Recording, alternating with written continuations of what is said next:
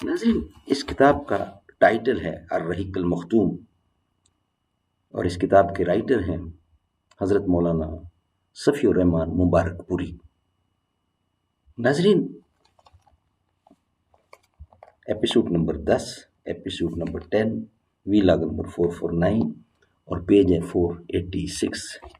ہم روزانہ کی بنیاد پر آپ کے سامنے ایک ویلاگ رکھ رہے ہیں، اس نیت سے، اس امید سے کہ آپ خود بھی سنیں گے اور یہ پیغام دوسروں تک بھی پہنچائیں گے۔ یہی ایک اچھے مومن کی، ایک اچھے مسلمان کی پہچان ہے۔ ناظرین، سیرت النبی صلی اللہ علیہ وسلم پر لکھی گئی یہ کتاب الرحیق المختوم، سیرت النبی پر دنیا بھر میں اول انعام یافتہ یہ کتاب ہے، اور رابطہ عالم اسلامی مکہ مکرمہ کے زیر اہتمام منعقدہ سیرت نگاری کے عالمی مقابلے میں اول آنے والی عربی کتاب کا اردو ترجمہ ہے یہ۔ قال اللہ تعالی بسم اللہ الرحمن الرحیم یسقون من رحیق مختوم، یہ لوگ سرے بمہر شراب پلائے جائیں گے۔ بسم اللہ الرحمن الرحیم وَإِن تُطِیعُوهُ تَهْتَدُوا، اور اگر اس کی فرما برداری کرو گے تو راہ پاؤ گے۔ اگر ملک کے ہاتھوں سے جاتا ہے جائے، اگر ملک کے ہاتھوں سے جاتا ہے جائے، تو احکام حق سے نہ کر بے وفائی، نہیں تجھ کو دنیا سے آگہی کیا، نہیں تجھ کو تاریخ سے آگہی کیا، خلافت کی کرنے لگا تو گدائی، خریدیں نہ ہم جس کو اپنے لہو سے، مسلمان کو ہے ننگے دے پادشاہی، میرا اسکستن چنا آر نائید کہ از دیگرا خاص تنمو میں آئی، مسلمان کو ہے ننگے وہ پادشاہی۔ ناظرین،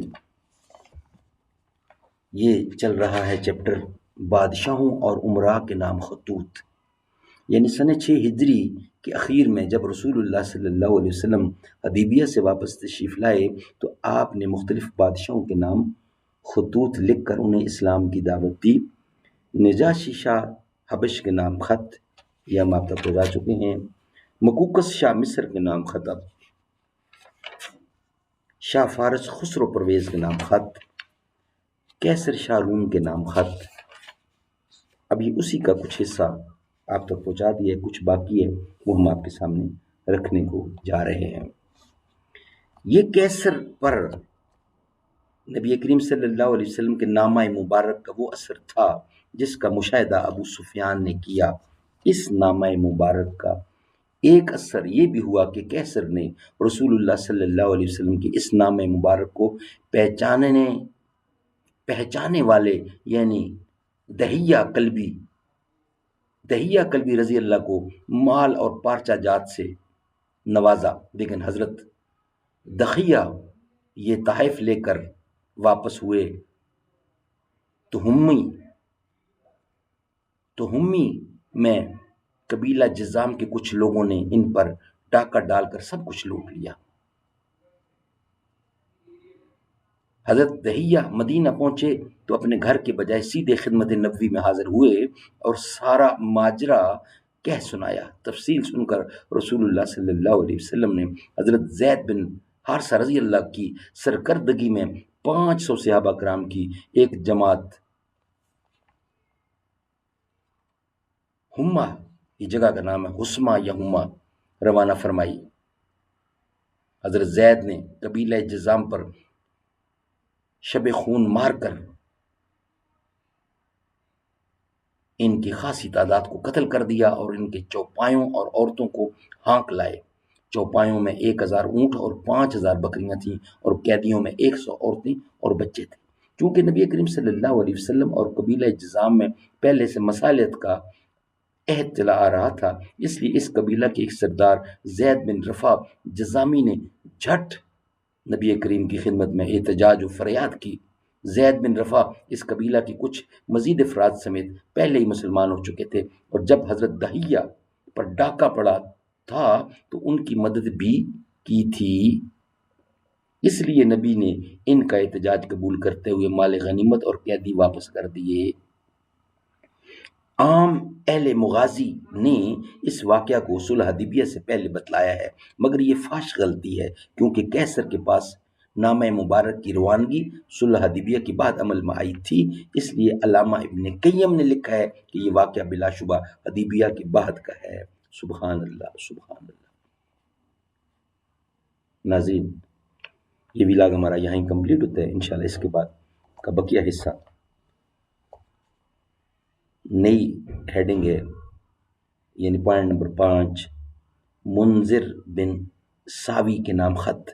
منذر بن ساوی کے نام خط یہ ہم آپ کے سامنے رکھیں گے، مگر نئی ویلاگ کی صورت میں۔ یہ ویلاگ ہمارا یہاں ہی مکمل ہوتا ہے۔